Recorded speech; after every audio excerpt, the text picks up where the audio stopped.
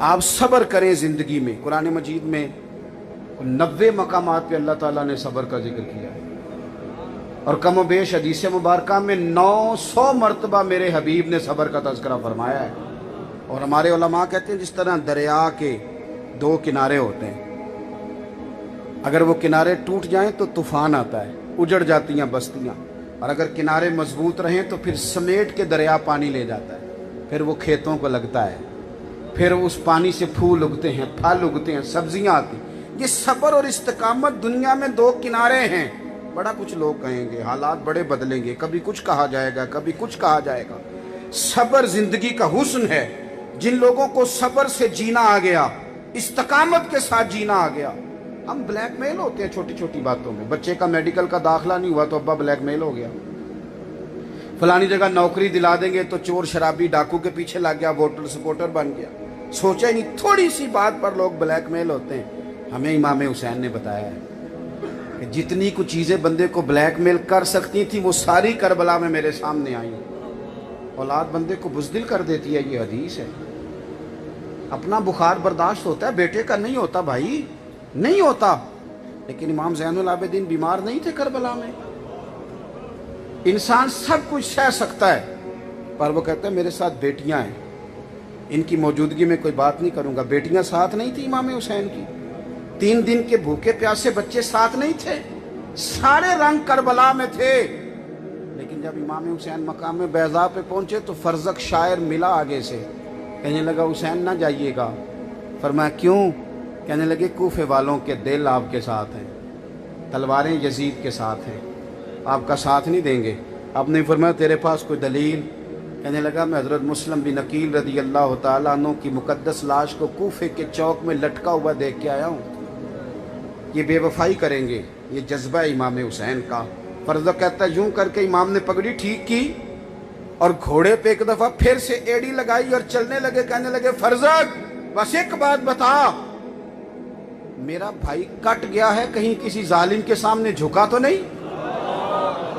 کہیں تم نے اسے مصلحت کوش تو نہیں دیکھا؟ کہیں چھپتا سسکتا اور پیچھے پیچھے ہٹتا تو نہیں دیکھا؟ فرزق کہنے لگا نہیں حسین وہ میدان میں رہے، انہیں لڑنا آیا، انہیں ڈٹنا آیا۔ فرمایا پھر مجھے بھی جانے دے، یہ وہ والا رستہ ہے جو رستہ مولا علی شیر خدا کا بتایا ہوا ہے۔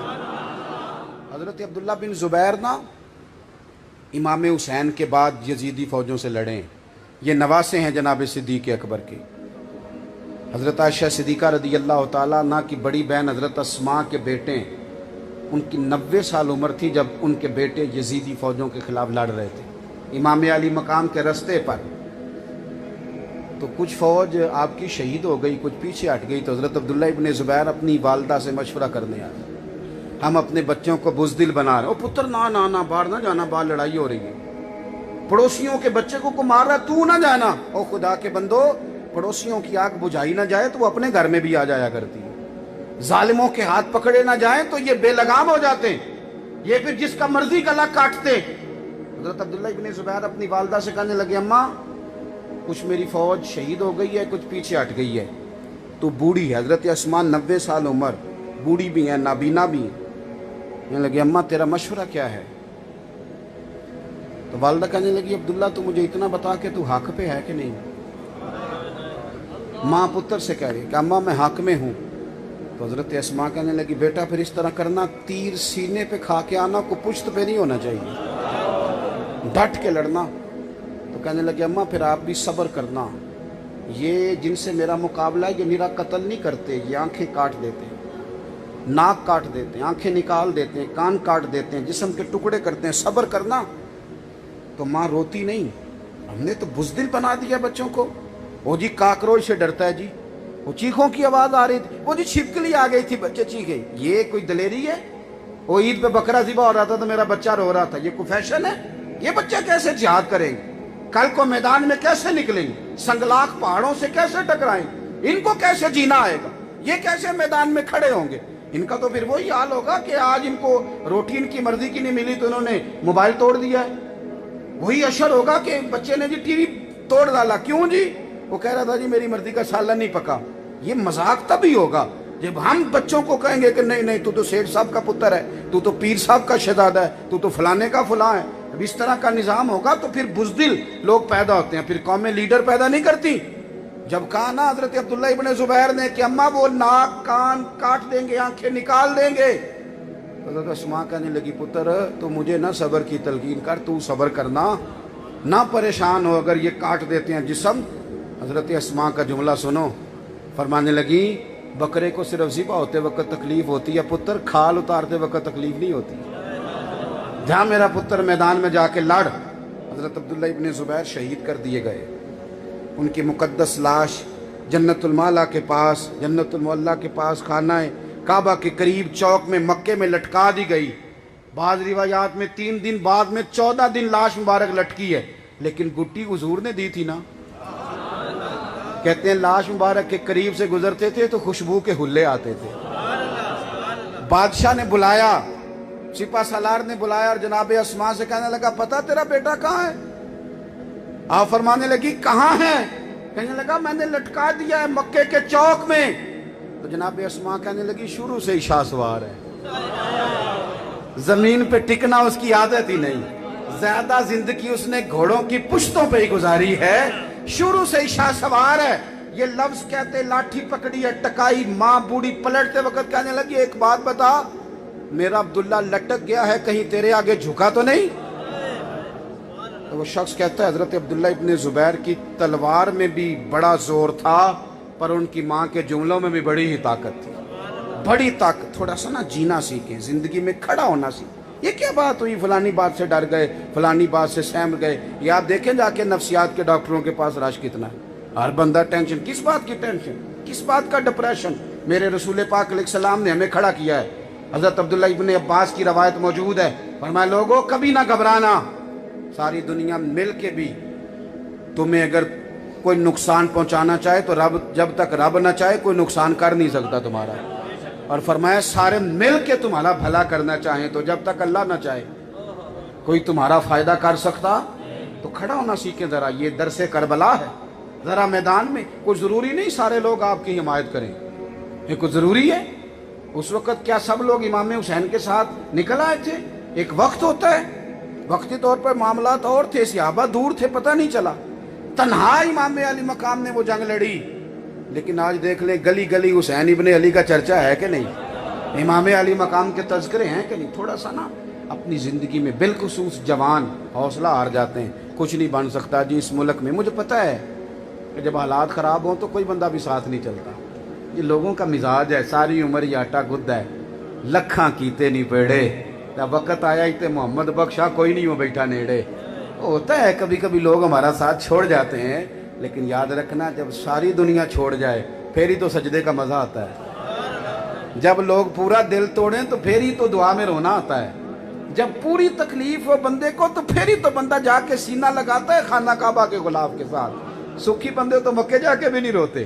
یہ درد ہو نہ بچا بچا کے تو رکھ اسے، تیرا آئینہ ہے وہ آئینہ، شکستہ ہو تو عزیز تر ہے نگاہ آئینہ ساز میں، لہذا استقامت کے ساتھ رہیں۔ پھر بات کو دہراتا ہوں، ایک تو پیار کریں صحابہ اور اہل بیت سے، دوسرا سمجھ لیں کہ یہ آپس میں بڑے مہربان تھے، بڑے کریم تھے، اور تیسرا صبر اور استقامت والی زندگی اختیار کریں۔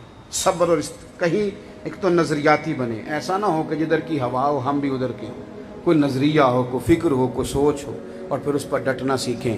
اللہ کے حضور دعا کرتا ہوں مالک کریم ہمیں توفیق عمل عطا فرمائے اور ہماری اس حاضری کو قبولیت کا شرف نصیب فرمائے۔ آخر دعوانا ان الحمدللہ رب العالمین۔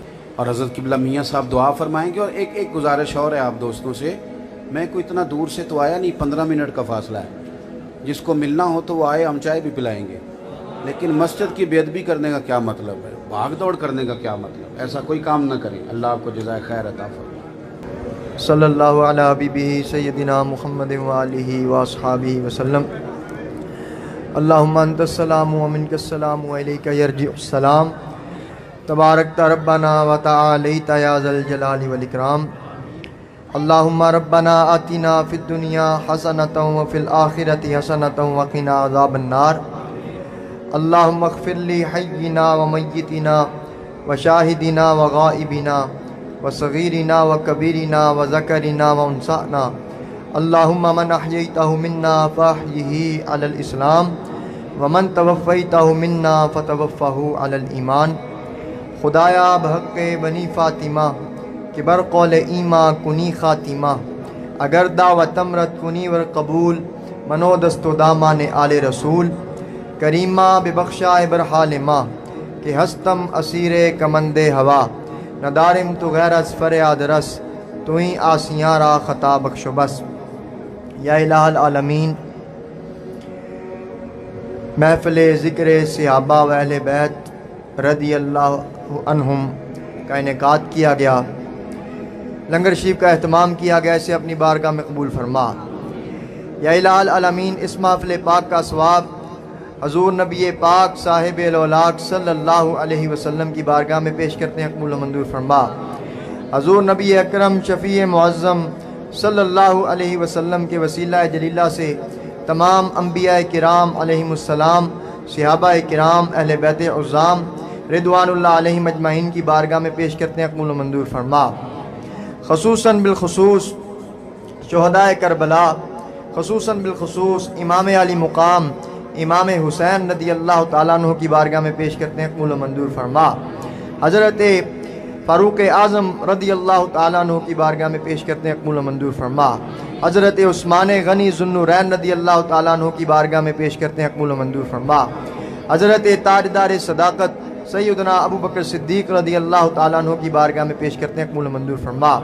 حضرت علی المرتضیٰ حیدر کرار رضی اللہ تعالیٰ عنہ کی بارگاہ میں پیش کرتے ہیں، قبول و منظور فرما۔ یا الہ العالمین، خصوصاً بالخصوص امام اعظم ابو حنیفہ رحمۃ اللہ علیہ، تمام ائمہ دین، ائمہ اہل سنت کو اس کا ثواب پیش کرتے ہیں، قبول و منظور فرما۔ یا الہ العالمین، خصوصاً بالخصوص محمد نعیم نقشبندی مجددی شرک پوری، یا الہ العالمین، جن کے سال ثواب کے لیے اس محفل پاک کا اہتمام کیا گیا، ان کی روح کو اس کا ثواب پیش کرتے ہیں، قبول و منظور فرما۔ محمد نعیم نقشبندی شرک پوری مرحوم و مغفور کے درجات کو بلند فرما، ان کے صغیرہ کبیرہ گناہوں کو معاف فرما، ان کے یا الہ العالمین بروز قیامت انہیں حضور صلی اللہ علیہ وسلم کی شفاعت نصیب فرما۔ یا الہ العالمین، جو بھی مسلمان مرد اور عورتیں دنیا سے چلے گئے، تمام کو اس محفل پاک کا ثواب پیش کرتے ہیں، قبول و منظور فرما۔ یا الہ العالمین، اس محفل پاک کے صدقے پاکستان کی خیر فرما، عالم اسلام کی خیر فرما۔ یا الہ العالمین، بے اولادوں کو نیک اولاد عطا فرما، بیماروں کو شفا عطا فرما۔ صلی اللہ علی حبیبہ سیدنا محمد و آلہ و اصحابہ و اہل بیتہ اجمعین برحمتک یا ارحم الراحمین۔